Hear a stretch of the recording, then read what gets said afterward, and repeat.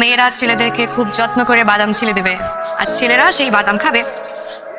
এটা ভাবতেই না আমার এত রোমান্টিক লাগে। মা যে কি ভালো চাইনিজ রান্না করতে পারে। একবার চায়নায় গেছিল বিজনেস ট্রিপে, তখন এসব শিখে আসছে। আমার পরিবারের অর্থনৈতিক অবস্থা ভালো না, সবসময় এমন ছিল না। আগে আমরা খুব ভালো ছিলাম, সুখ ছিল আমাদের পরিবারে, শান্তি ছিল। হুট করে 2 বছর আগে আব্বা অসুস্থ হয়ে বললো, একটা মেজর স্ট্রোক করলো। আর কোনো কথা নেই, এখন থেকে তুমি খেলে আমি খাবো, তুমি ঘুমালে আমি ঘুমাবো, তুমি হাসলে আমি হাসবো। আমি শুধু চাই তুমি সারা জীবন আমার সাথে থাকো। নতুন চাকরিতে কত স্যালারি পাও তুমি? ও ভালোই তো পাই।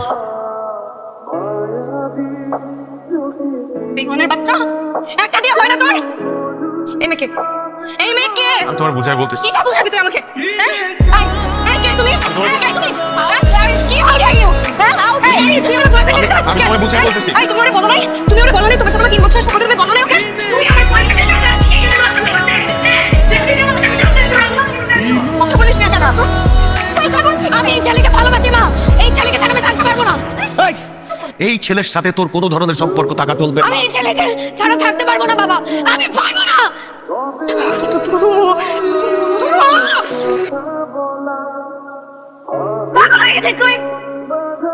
রাফিন আমাকে অনেক ভালোবাসে।